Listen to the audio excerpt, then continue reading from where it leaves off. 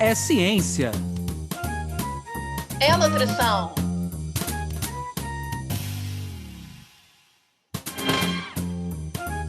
É nutrição É ciência. Ciência da nutrição. Sejam todos bem-vindos pela ciência.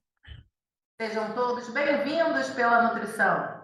Meu nome é Anderson Teodoro. E eu chamo Luana Aquino. Sejam bem-vindos a mais um episódio do nosso podcast Ciência da Nutrição, que, para você que nos acompanha, já conhece, tem como principais objetivos trazer informação para você aí da sua casa, né? Podemos falar que a gente já está íntimo de vocês, novas, atualizadas, sobre diferentes temáticas da área da ciência, da área da nutrição. E para você que está chegando hoje pela primeira vez, a gente espera que com essas informações novas e atualizadas, vocês possam, de fato, promover mudanças de hábitos e que essas informações, então, possam impactar o dia a dia de vocês, nas escolhas que vocês vão fazer daqui para frente. A gente queria agradecer muito a todos que vêm nos acompanhando e divulgando o nosso trabalho. A gente ainda está nas plataformas online gravando os nossos podcasts, então a gente pede desculpa por qualquer ruído, por qualquer falha, mas a gente tem procurado trazer a melhor qualidade possível do nosso material final. E hoje nós vamos falar de um assunto muito importante. A temática do nosso podcast hoje vai falar sobre doenças inflamatórias intestinais e a nutrição. A nossa convidada é a nossa querida, podemos dizer assim, né, Luana? A professora doutora Fabrícia Junqueira. A Fabrícia tem graduação em nutrição, com mestrado, doutorado e pós-doutorado. Ela teve, inclusive, durante o doutorado, a oportunidade de fazer uma parte do seu trabalho no Department of Physiological Science da University of California, que, obviamente, tem muita experiência na área. Atualmente, ela é professora adjunta da nutrição da Unirio, onde ela atua no programa de pós-graduação de segurança alimentar e nutricional. Tem uma ampla experiência na área de nutrição clínica e também atua como nutricionista no ambulatório de gastroenterologia do Hospital Universitário Gafreguini, atendendo diversos pacientes e indivíduos que apresentam a doença inflamatória intestinal e aonde ela desenvolve também projetos de pesquisa, ensino e extensão. Fabrícia, muito obrigado aí pela sua presença. A gente está muito feliz aqui com a tua presença aqui conosco. Obrigada, Anderson. Obrigada, Luana. O prazer é todo meu, né? Fiquei muito feliz com o convite, pela oportunidade de poder falar um pouquinho sobre esse tema, sobre essa temática que tanto me encanta, né? E que eu venho trabalhando já há algum tempinho, com tanto carinho, com tanto interesse nessa área. Agradeço ao ouvinte pela acolhida, né? Também, quem está lá do outro lado ouvindo a gente.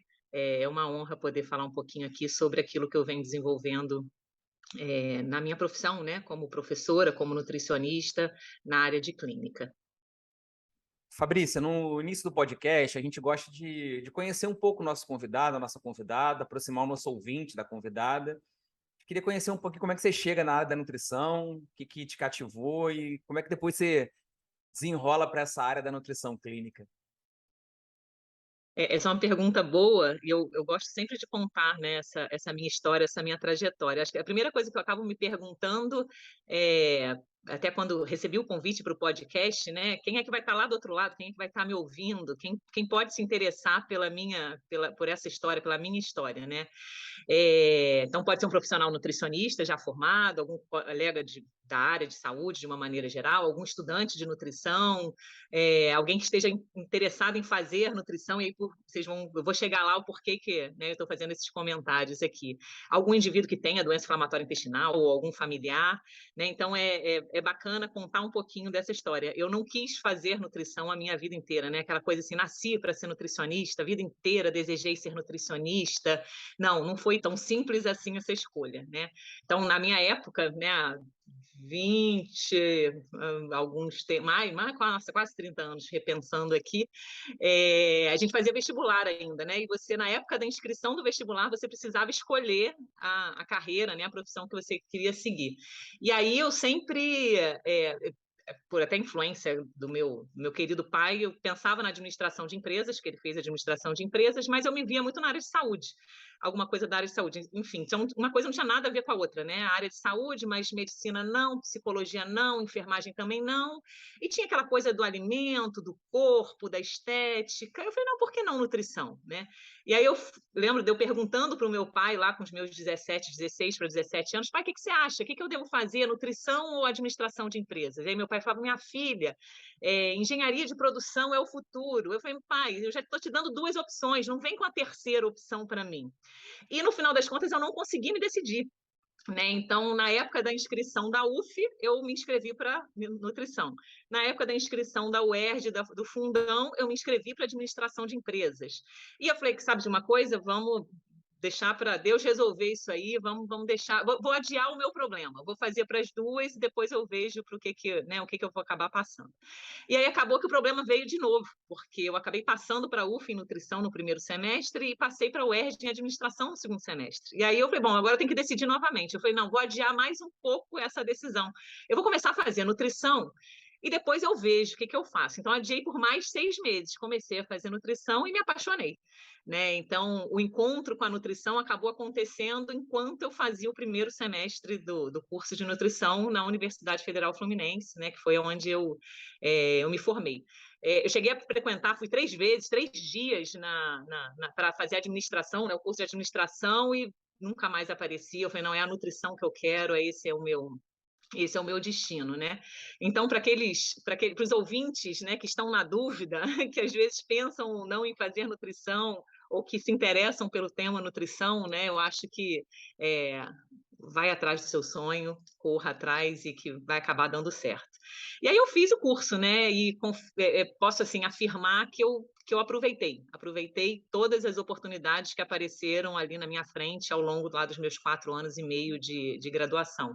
Me envolvi em projeto de pesquisa, em projeto de extensão, me envolvi com monitoria, fiz diversos estágios. Eu lembro que na época a gente não tinha Instagram, né? Não tinha Facebook, nada disso, e era mural, né? Então tinha um mural ali na frente dos elevadores e eu devorava todas as oportunidades que estavam ali na parede, e o pessoal chamando, vai, vem, Fabrício, entra no elevador, vem, peraí. E aí foram surgindo muitas oportunidades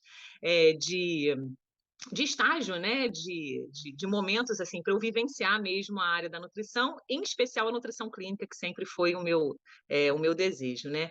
E essas oportunidades de estágio, eu fiz estágio em vários lugares e acabaram abrindo muitas oportunidades, né? Então dali eu conheci muita gente, as pessoas me conheceram, me chamaram depois, então eu formada, eu colhi frutos que foram plantados ainda lá na época da graduação, nos estágios, nos projetos de pesquisa, de extensão. Então, para os alunos que fazem nutrição, que estão nos assistindo, aproveitem essas oportunidades, não deixem esse período passar, esse momento passar, né? E aí, na sequência, eu acabei entrando comecei logo a trabalhar na área de nutrição, mas fiz também um mestrado, né? Como oportunidades que apareceram, eu fazia um projeto ainda como aluna, na época da graduação, e uma professora me chamou, à época uma professora da UF, ela fazia o doutorado na ENSP, na Fiocruz, e ela me chamou para participar de um projeto de pesquisa lá. E aí, nesse projeto de pesquisa, era com câncer de cérebro, então eu ficava responsável por ir a um determinado hospital, era o Hospital do Andaraí na época, por entrevistar aqueles pacientes, e era uma pesquisa bem pesada, assim, a pessoa tinha acabado de receber aquele diagnóstico, era algo bem intenso, né? E eu, assim, ainda como estudante, vivenciei aquilo ali, mas, de novo, portas se abriram, né? Porque a partir dali, daquele conhecimento, eu acabei fazendo a prova para o mestrado, acabei passando para o mestrado naquela época, então eu acabei fazendo o mestrado lá na Fiocruz, né, na ENSP. E continuei trabalhando o tempo todo, depois acabei o mestrado, não emendei no doutorado, demorei 1 ou 2 anos, aquela coisa de, né, vida familiar, casar, filho, etc. E fui para o mestrado em 2004, né? 2004, isso.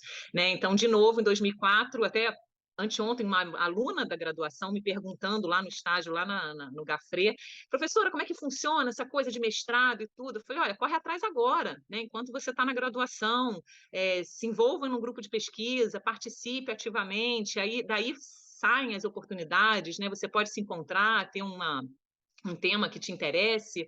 Então, foi aí nesse momento, lá em 2004, né, eu já tinha o mestrado e tudo, eu entrei no doutorado, na verdade, entrei para um laboratório de pesquisa, né, que é o LACE, Laboratório de Ciências do Exercício, do professor Antônio Cláudio Lucas da Nóbrega, né, atual reitor da Universidade Federal Fluminense, e ali eu passei um ano e meio trabalhando no laboratório, para depois, então, a gente chegar à conclusão, não, vamos lá, vamos fazer o doutorado, e aí eu entrei no doutorado. E eu lembro do Antônio sempre me incentivando, vai para fora, faz o doutorado sanduíche, vai para fora e tudo, e aí eu encarei mais esse desafio e fui fazer parte, então, do doutorado na UCLA, e foi uma experiência, assim, maravilhosa, né, de um enriquecimento absurdo, tanto pessoal quanto profissional, e voltei de lá, né, com toda essa vivência, e depois entrei no pós-doutorado. E a gente parece que é cachaça, né? A gente começa a trabalhar ali, estudar e não tem fim, né? E aí acabei emendando no pós-doutorado. Na sequência, eu fui professora substituta da Unirio, foi quando eu conheci, assim, mais de perto a Unirio, e aí depois teve o concurso para professora e passei, então, para professora efetiva na Unirio. Então, assim, a minha vida profissional sempre ligada, né, à área de nutrição, a nutrição clínica, e quando eu entrei para a Unirio, né, pegando, né, assumindo a responsabilidade da disciplina de nutrição clínica, que a gente chama a Clínica 1, eu me vi assim, muito uma vontade muito grande de atuar mesmo, né, de ir lá para a ponta, para atuar, para atender os pacientes, para poder ajudar dentro do hospital, nesses atendimentos. E eu e Thaís, né, professora Thaís Ferreira, que é professora também da área de nutrição clínica, nós acabamos criando uma parceria, né, e posso dizer com certeza uma amizade, e começamos então a trabalhar no ambulatório de gastroenterologia do Gafré, né, do Hospital Universitário Gafré Guinde. Esse convite acabou aparecendo em 2016, né, foi quando nós começamos os atendimentos no Gafré, e ele continua até hoje, né? Então já são 4, 6 anos de atendimentos, e a gente faz esse atendimento ambulatorial semanalmente, atendendo esses indivíduos que apresentam doença inflamatória intestinal, desenvolvendo projetos de pesquisa, de extensão, e com a participação de diversos alunos, né? E daí vem frutos, vem surgindo, né, desse trabalho né, diário ali junto com o ambulatório. Então, acho que é um pouquinho, acho que eu consigo resumir, não sei se foi tão resumido assim, desculpa se eu me alonguei, mas é porque eu de fato eu gosto, eu acho bacana, né, quando a gente revive essa trajetória, essa nossa história e vê que tudo valeu a pena, né, ter chegado até aqui valeu a pena, foi muito bacana. Então, acho que é isso. Fabrícia, foi maravilhoso, né? Enfim, é um prazer grande ver o quanto a Fabrícia é uma professora querida no curso ao qual ela é professora e dá aula, né? Então, conhecer mais da trajetória dela, assim, é inspirador para muitos que vão estar escutando aí junto da gente você contar essa história. E agora, Fabrício, eu queria muito adentrar no tema de hoje, né? Das doenças inflamatórias. Mas eu queria entrar de um jeito especial, né? Eu queria que nossos ouvintes primeiro tivessem junto da gente uma ideia de um panorama, né? Um panorama. Quais são as principais doenças inflamatórias, né? Quais os grupos e perfis mais acometidos, as principais causas, para quem está chegando nessa temática e querendo aprender mais? Então, a doença inflamatória intestinal, né, a gente pode dizer que ela é caracterizada por um processo inflamatório, né, existe uma inflamação crônica que acomete esse indivíduo, né, o trato gastrointestinal desse indivíduo. Não se sabe exatamente, não existe uma causa única para o desenvolvimento da doença inflamatória intestinal. Parece que existe uma interação de diversos fatores, tanto fatores genéticos quanto de microbiota intestinal, né, as bactérias presentes no nosso trato gastrointestinal, principalmente no nosso intestino, a questão da imunidade, a parte de regulação da imunidade do intestino, né, da mucosa intestinal desse indivíduo. Então, parece ser uma série de fatores que acabam levando o desenvolvimento da doença inflamatória intestinal. E o quadro clínico, né, como é que esse indivíduo ele é acometido, o que ele sente, quais são os sinais, os sintomas, isso vai depender muito do segmento desse intestino que é acometido, né? Então, uma outra característica bastante importante, né, é uma doença crônica, então não tem cura, mas ela acaba tendo altos e baixos, vamos dizer assim. Existe uma fase de remissão, onde esse indivíduo ele faz o tratamento, ele tem um acompanhamento, intestino, né? Ele faz de uma maneira geral, a maioria dos indivíduos fazem uso de medicação, de uso regular, mas ele está bem. Né? E tem momentos que a gente chama de fase ativa, é um momento onde ele tem mais sintomas, ele tem um comprometimento maior, né? E, inclusive da qualidade de vida dele, que eu posso falar um pouquinho mais daqui a pouco sobre isso. Então, quando a gente fala em doença inflamatória intestinal, são dois tipos principais de doença inflamatória intestinal, que a gente chama de doença de Crohn e a colite ulcerativa, né? Então, a gente ainda fala muito retocolite ulcerativa, em alguns momentos provavelmente vou acabar falando, mas o certo seria colite ulcerativa. Então, são os dois tipos de doença inflamatória intestinal que têm essa característica de inflamação crônica.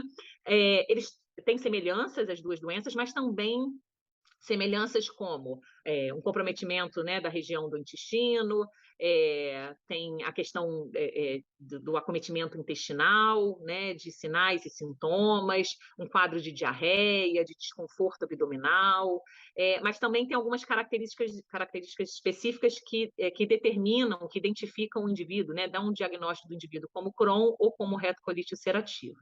Então, esse paciente, de uma maneira geral, pode ter diarreia, alguns têm constipação, têm intestino preso, mas a maioria acaba tendo um quadro de diarreia, pode ter dor abdominal, desconforto, pode apresentar um quadro de emagrecimento, de perda de peso, febre, sangramento, mucos, eliminação de muco nessas fezes, e também existem o que a gente chama de manifestações ainda extraintestinais, fora desse intestino, né? Então, esses pacientes também podem desenvolver comprometimento oculares, articulares, comprometimento dermatológico, então são outras questões também que acabam acontecendo.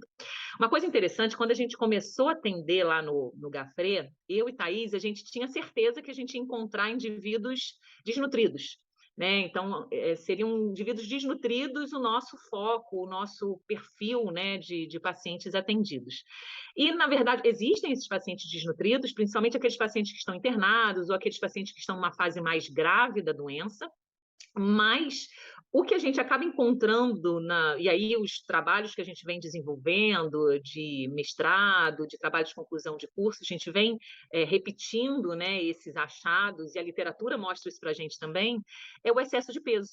Né? Então, ou uma eutrofia, né? Um peso adequado, ou mesmo excesso de peso, um sobrepeso, ou mesmo uma obesidade. Né?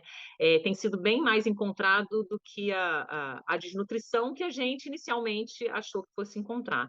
Né? E a gente se pergunta, né, por que isso acontece? Né? Qual é o motivo para ter mais indivíduos com excesso de peso do que indivíduos desnutridos?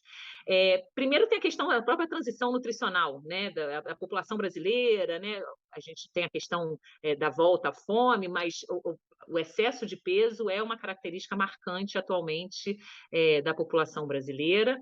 E esses indivíduos, provavelmente, esse perfil de excesso de peso, ele vem por conta de um acompanhamento regular, pelo uso regular das medicações, por ser atendido por uma equipe multidisciplinar, por ter um acompanhamento, né, da nutrição, acompanhamento nutricional de forma né, também regular, com frequência, né, de uma maneira geral, esses pacientes eles vão ao médico e no mesmo dia eles passam pela nutrição também. Então, isso é bacana, né, porque existe a interação com a equipe médica e existe a interação com o próprio paciente. Né? Então, normalmente a gente busca esse paciente dentro da sala do médico, ou o médico leva esse paciente para a nossa sala e a gente conversa. Olha, tem que ver isso, olha, para o fulano, a gente precisa pensar naquilo.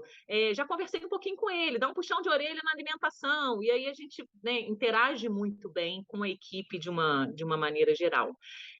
Então, a gente imaginando, né, com esse controle melhor da doença, lembrando que é uma doença crônica, né, consequentemente, existe uma redução dos sinais, dos sintomas que esses pacientes apresentam e consequentemente, uma menor privação alimentar também. Então, esses pacientes, eles têm, quando eles estão numa fase de remissão, né, lembra que eu falei na fase ativa e na fase de remissão? A fase de remissão é uma fase mais tranquila, que os pacientes estão com esses sinais e sintomas controlados. Então, de uma maneira geral, quando existe essa fase de remissão, a privação alimentar é menor. Então, eles têm uma alimentação mais próxima e por que não uma alimentação regular, né? Uma alimentação saudável, né? E aí, como eu tinha falado da questão da qualidade de vida desses indivíduos, isso é bacana, porque hoje de manhã a gente fez uma apresentação de trabalho de conclusão de curso de uma aluna que avaliou exatamente isso, a qualidade de vida desses indivíduos, levando em consideração que eles têm um quadro de diarreia, de dor, de falta no trabalho, na escola, na faculdade, por conta de todo esse comprometimento, né? Quando eles estão bem acompanhados, bem tratados, esses sinais, esses sintomas melhoram e, com certeza, eles apresentam, né, eles referem uma melhor qualidade de vida. E a alimentação, a nutrição, ela tá, sim, ela é muito atuante nessa qualidade de vida, né? Os indivíduos, é muito gratificante você atender um paciente num dia que apresenta muita dor, muito desconforto, totalmente perdido em relação à alimentação, e a gente faz um planejamento alimentar e sente a necessidade, né, dele voltar com um período curto de tempo. Olha, você pode voltar semana que vem? A gente te atende semana que vem de novo, daqui a 15 dias você pode? E quando o paciente volta, ele diz, nossa, mas eu estou muito melhor. Eu segui exatamente aquilo que você falou e de fato melhorou muito. Então, assim, a alimentação, né, a atuação do nutricionista na doença inflamatória intestinal, de uma maneira geral, ela é fundamental, inclusive, no controle, na melhor qualidade de vida desses indivíduos. Bem, eu acho que todo mundo de casa já pôde ter um bom panorama, né, da nossa temática de hoje, né? E eu queria falar agora um pouquinho com a Camila. Camila, o que você está achando do programa até agora? Qual é a dica que você tem para o nosso ouvinte? Olá, Anderson, olá, Luana, e olá, ouvintes do podcast Ciência da Nutrição. O episódio de hoje está muito interessante. E desde como dia com um e-book, o qual a nossa convidada elaborou com seu grupo de pesquisa, para trazer informações sobre a temática para toda a população, mas especialmente em relação à alimentação para os pacientes com a doença e seus familiares. Alimentação na doença inflamatória intestinal.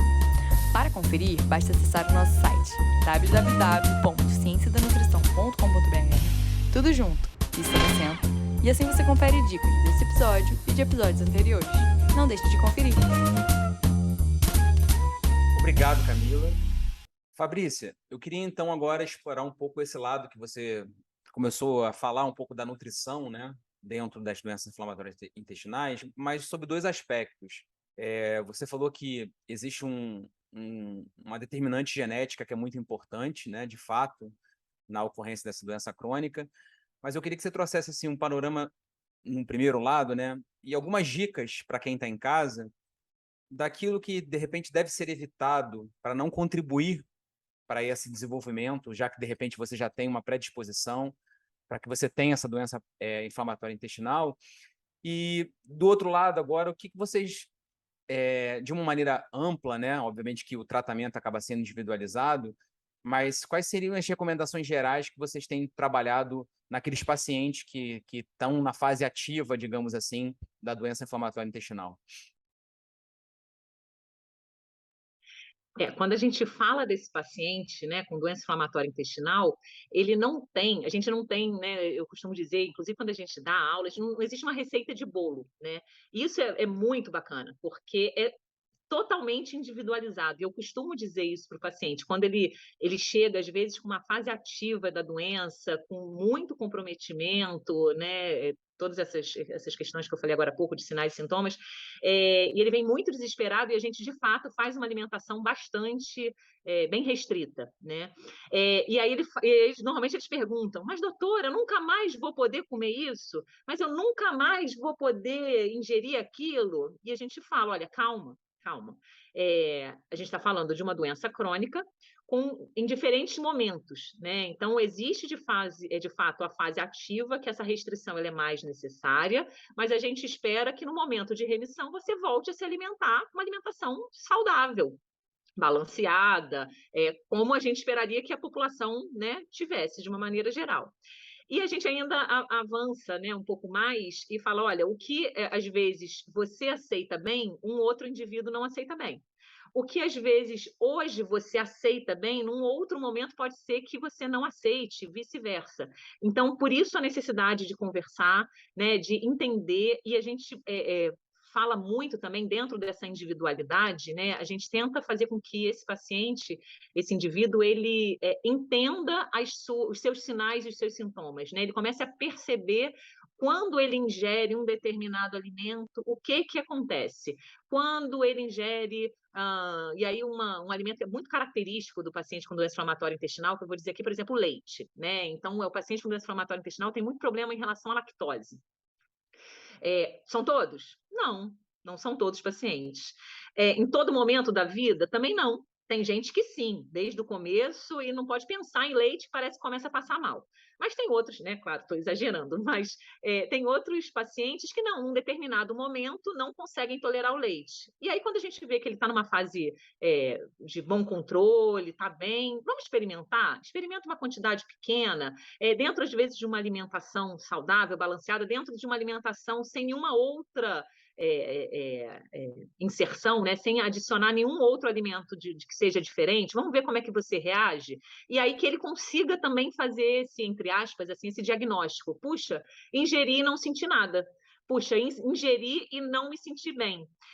Um outro exemplo muito clássico na doença inflamatória intestinal são as leguminosas, né? Então, os feijões, o feijão de uma maneira geral.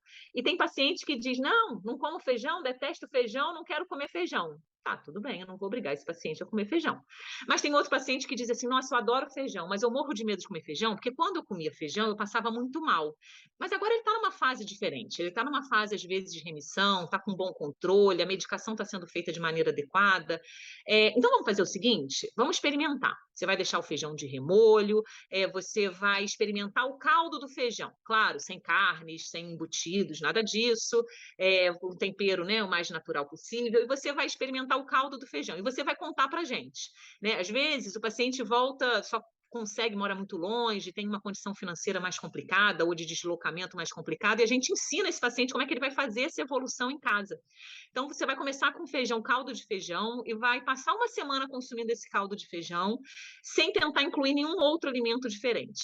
E aí você vai perceber se houve uma piora da evacuação, né? As fezes ficaram mais líquidas, você teve distensão abdominal, presença maior de gases, dor, desconforto, e você vai começar a entender, perceber. Se não tiver nenhum tipo de alteração, você mesmo, por conta própria, pensando nesse indivíduo que só vai conseguir voltar para a gente daqui a 3 meses, e gosta muito do feijão, e está numa fase, né, controlada da doença, e aí você vai, então, bater o feijão no liquidificador e vai passar a consumir o feijão liquidificado. Ficou bem? Depois de um tempo, então, você volta a comer o caroço do feijão. Passei mal, não me senti bem, tive, né, um aumento de gases, flatulência, desconforto, então você vai voltar atrás e vai continuar comendo feijão batido. Então, a gente também dá essa autonomia para esse paciente, né, para esse indivíduo, ensina esse indivíduo a entender o que pode fazer mal ou não, entender que num determinado momento pode fazer mal ou não, e como é que ele pode testar também, né? Então, por isso que não existe uma receita de bolo, algo fechado, mas a gente trabalha muito com essa individualidade e tenta dar essa autonomia para esse indivíduo também, para esse paciente. Não sei se eu respondi a sua pergunta, Anderson.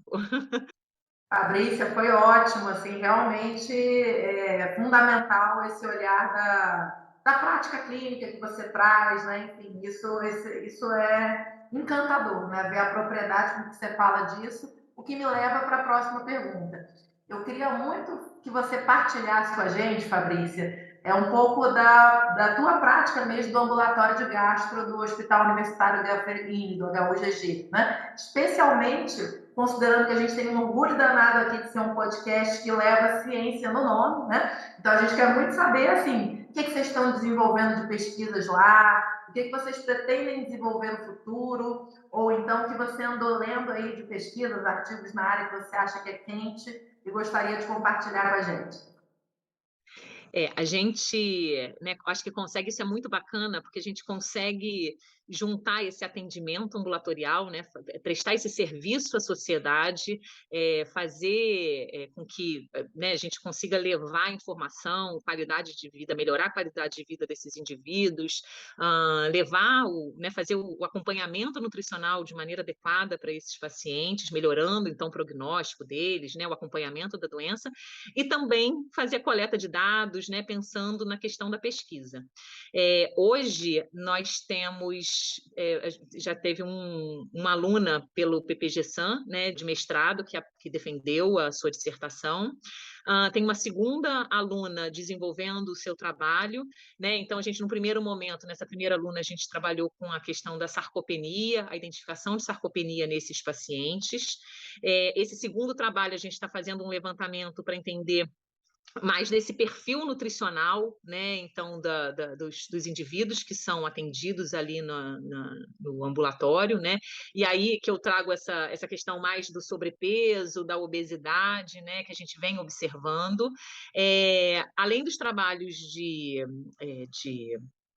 mestrado, essas são duas orientações que eu faço, tem a orientação de uma outra aluna de mestrado que está com a Thaís, e eu sou co-orientadora, que a gente está analisando a microbiota intestinal desses indivíduos, né? Então, avaliar a microbiota intestinal dos indivíduos, de pacientes atendidos ali no nosso ambulatório, né? Então, como eu disse lá no iniciozinho do podcast, falando da importância da microbiota, até mesmo como um fator desencadeante, para desencadear a doença inflamatória intestinal. Então, a gente vem, e aí os estudos mostram, né, vem mostrando que a microbiota desses pacientes, talvez ela seja diferente da microbiota de um indivíduo que não tem doença inflamatória intestinal. Então, a gente também está desbravando aí por essa área que é mais, vamos dizer assim, mais nova para a gente, né, um grande desafio, mas a Thaís e aí eu tentando ajudar, né, de alguma forma nessa parceria, a gente vem tentando desbravar nesses novos conhecimentos.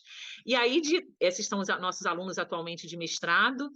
Fora isso, a gente tem os alunos de trabalho de conclusão de curso, de iniciação científica, de extensão, né? E que é muito bacana, né? Porque os alunos também trazem perguntas, né? Na vivência ali do ambulatório, eles trazem perguntas. E, professora, mas eu queria trabalhar essa apresentação de hoje, foi uma demanda da aluna, essa questão da qualidade de vida, né? E a gente, dentro da temática doença inflamatória intestinal, alunos que trazem a demanda de vamos tentar entender a questão da dislipidemia nesses pacientes, né? Já que eles estão acima do peso, já que tem a questão inflamatória, né? Então tem vários estudos acontecendo e essa coleta de dados junto com o atendimento desses pacientes, ela é muito proveitosa, né? Nesse sentido de atender o indivíduo, mas também estudar a temática, né? As consultas elas são longas, né? Porque tem todo o histórico desses pacientes, a questão da alimentação, do hábito alimentar, de exame laboratorial, a parte de avaliação antropométrica, realização de bioimpedância, os testes, né? Para tentar entender, diagnosticar sarcopenia. Então a gente faz força de preensão manual, faz teste de caminhada, enfim. Então tem uma série de perguntas e de avaliações que são feitas para poder tentar responder algumas questões que são levantadas, né, que a gente vê na literatura ainda como lacuna, que a gente vê como, né, possíveis objetos aí de estudo e de possível ajuda, né, mesmo para a literatura. Bom, acho até que são fatores assim que a gente vem trabalhando, mas até com foco mais na extensão. Me lembrei agora que também, que é super interessante, a questão do FODMAP, né, dos FODMAPs, que seriam... tem uma aluna nossa de extensão que vem trabalhando com isso, né, quando a gente fala em protocolo de low FODMAPs, que vem do inglês, né, que seriam os oligosacarídeos, disacarídeos, monossacarídeos e polióis fermentáveis, né? Então a gente acaba são carboidratos específicos que a gente não consegue ou acaba absorvendo de maneira muito lenta, ou então a gente não consegue de fato digerir e ficam ali no nosso intestino delgado. Então tem alguns estudos, né, mostrando que talvez esses pacientes poderiam se beneficiar, mas outros dizem que não, né, que a gente tem que fazer essa restrição simplesmente no momento que quando a gente identifica essa sensibilidade aumentada. Nossa, gente, eu começo a pensar aqui, tem tanta coisa. Eu acho que eu estou me perdendo aqui na linha de raciocínio, mas a gente vem desenvolvendo, né, na extensão, então, também um protocolo de uma orientação para esses indivíduos, né, que, claro, poderiam se beneficiar. Isso não é para fazer para todos os pacientes que têm doença inflamatória intestinal, não, mas podem, às vezes, se beneficiar, e está muito na moda essa questão de FODMAPs, né, então é uma outra vertente com uma característica, assim, um aspecto mais de extensão que a gente também vem desenvolvendo. Acho que é isso. De fato, para quem não é da área, trabalhar com intestino hoje é um desafio, né? Existem vários eixos hoje que a gente vem falando, intestino fígado, intestino cérebro, e de fato, trabalhar com ciência hoje intestinal não é simples assim. E a gente sempre também lança um desafio, Fabrícia, para quem vem nos visitar, que é trazer então uma imagem, né, que represente um pouco o que trabalha, a temática do programa de hoje. A gente queria então que você descrevesse um pouquinho essa imagem que você escolheu, dissesse para a gente por que você escolheu essa imagem, lembrando que os nossos ouvintes vão poder ver essa imagem, né, no nosso site www.cienciadanutrição.com.br. Mas a gente queria então passar a palavra para que você pudesse destrinchar um pouquinho o porquê dessa imagem. Esse foi um grande desafio também, né? Que imagem escolher? Eu não sei se todos os participantes do podcast fazem esse comentário, mas eu falei, meu Deus, uma imagem, olha que responsabilidade, como é que eu vou escolher uma única imagem para representar esse mundo que é a doença inflamatória intestinal, né? E pensando muito, eu acabei escolhendo uma imagem que fala sobre o Dia Mundial da Doença Inflamatória Intestinal, que é comemorado no dia 19 de maio. Né? Nós não estamos no mês de maio, mas eu acho que chama a atenção, né, que valoriza e chama a atenção da sociedade de uma maneira geral para a promoção de uma maior conscientização, a melhoria da qualidade de vida desses indivíduos que apresentam a doença inflamatória intestinal. Então, o mês de maio, né, é um mês escolhido e tem uma campanha, né, mundial chamada de campanha do Maio Roxo, né? Então, diversos monumentos em todo o Brasil ganharam a cor roxa no mês de maio, inclusive o Cristo Redentor também ganhou, né, recebeu essa coloração, para poder, de fato, chamar a atenção para essa doença, que é uma doença crônica, né, que os indivíduos que são acometidos passam por tantas questões, né, por tantas situações e precisam desse olhar, desse cuidado de uma equipe médica, de uma equipe multiprofissional, envolvendo nutricionista, enfermagem, psicólogo, proctologista. Nossa, são muitos profissionais envolvidos, né? E mostram, então, nesse Maio Roxo, acho que é a importância. Então, a imagem ela tem o objetivo de divulgar mais ainda, né? Fazer essa ajudar de alguma forma nessa conscientização da doença inflamatória intestinal. Né? Essa imagem ela foi divulgada pela Organização Brasileira de Doença de Crohn e Colite, que a gente chama o GDIB, né? Então acho que vale a pena também citar isso. Várias imagens são divulgadas por diferentes entidades, diferentes classes ou organizações, né, ligadas à doença inflamatória intestinal, mas o seu objetivo maior, né, é dar essa visibilidade à doença inflamatória intestinal e às suas necessidades, né? Eu acho que isso acho que é isso. Acho que essa foi a minha escolha, né, de tentar agregar ainda mais conhecimento.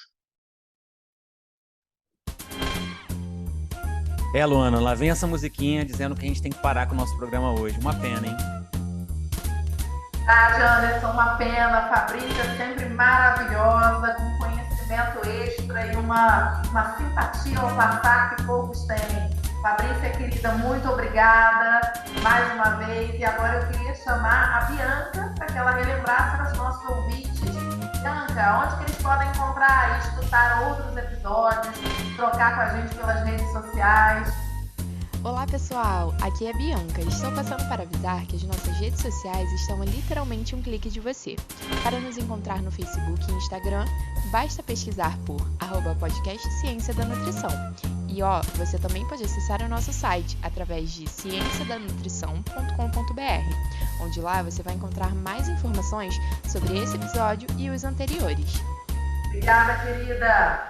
Fabrícia, agora eu gostaria muito de ter a oportunidade de abrir o nosso microfone para você aqui do podcast Ciência da Nutrição, para que você pudesse deixar seu recado final, considerações, alguma questão que você queira divulgar. Fique à vontade.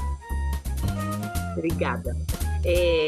Então, acho que primeira coisa, né? Eu acho que é fundamental reconhecer, né, e agradecer esses indivíduos que apresentam a doença inflamatória intestinal, que são atendidos por nós lá no ambulatório, né, aos colegas do ambulatório de uma maneira geral, Vale destacar, como eu comentei agora há pouco, né, essa interação bacana que a gente tem entre a nutrição e a equipe médica. Um agradecimento aos alunos, né, que se dedicam com tanto carinho, com tanta atenção aos projetos que a gente vem desenvolvendo, projetos de pesquisa, projeto de extensão, aos atendimentos de uma maneira geral, né? É muito, assim, posso dizer que é muito gratificante ver o envolvimento, ver a interação entre eles, né? A evolução deles ao longo dos atendimentos, né? Porque esses atendimentos, eles têm uma evolução na questão, claro, acadêmica, de conteúdo, mas na interação com os pacientes, no trato com esse indivíduo, né, no carinho que eles têm com os pacientes, a atenção e o cuidado que eles também têm. Então, acho que isso é muito bacana.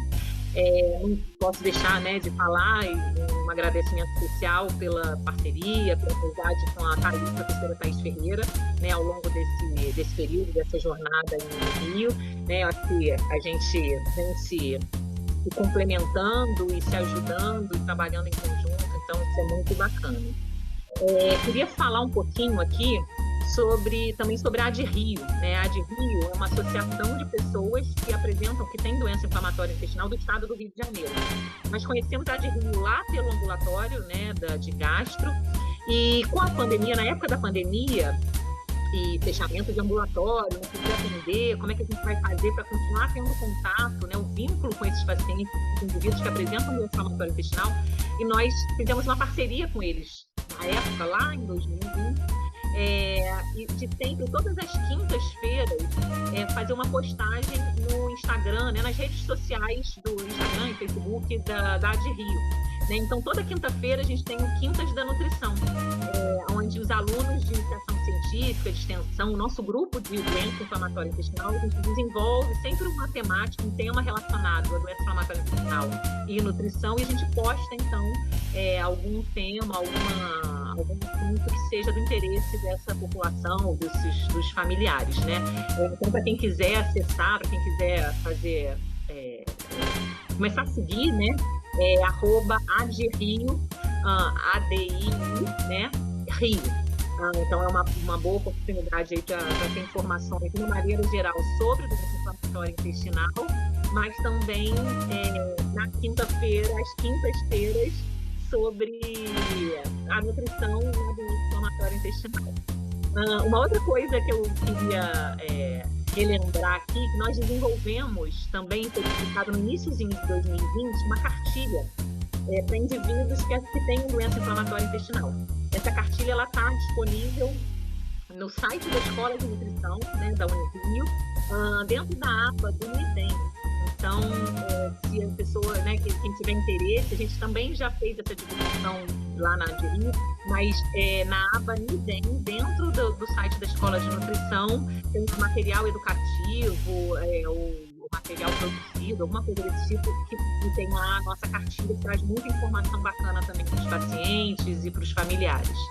E, assim, falar um pouquinho, né, ou na verdade agradecer e falar um pouquinho, né, sobre esses trabalhos todos que a gente vem fazendo, né, então a questão, a pesquisa, a pró-reitoria de pesquisa, a pró-reitoria de extensão da universidade, da Unirio, né, que a gente nos permite, né, com as bolsas de iniciação científica, bolsa de extensão, a participação dos alunos, né, na temática, no ambulatório, envio de trabalho para congresso, publicação de artigos, desenvolvimento de TCC, enfim, uma série aí de oportunidades, né, para divulgar um pouquinho do nosso trabalho. Acho que é isso. Obrigado, Fabrício. Obrigado, Luana. Lembrando para vocês aí de casa que a gente vai deixar todo esse material que a Fabrícia disponibilizou aí, um link lá no nosso site, né, para vocês poderem acessar mais facilmente. E agradecer muito a você que nos acompanhou aí de casa. Eu acho que a Fabrícia hoje trouxe alguns princípios importantes que a doença inflamatória intestinal nos ensina na nossa relação com a nutrição.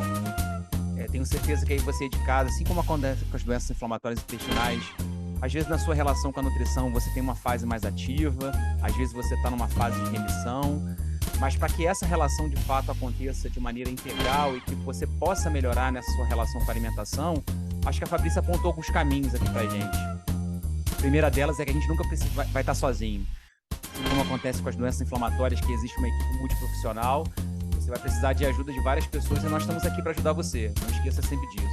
Mais do que isso, esse detalhe final do tratamento, a Fabrícia contou 2 palavras importantes. A questão da individualização, da sua relação importante de ser individual com a alimentação. E mais do que isso, a sua autonomia em fazer as suas escolhas. Com princípios, valores, mas sem perder aqueles pilares que você aprende aqui da ciência da nutrição. Obrigado a você que nos acompanhou aí de casa. Obrigado a você que pela primeira vez está chegando aqui para acompanhar o nosso programa. Continue divulgando o nosso trabalho nas redes sociais e entre no nosso site cienciadanutrição.com.br. Podcast Ciência da Nutrição.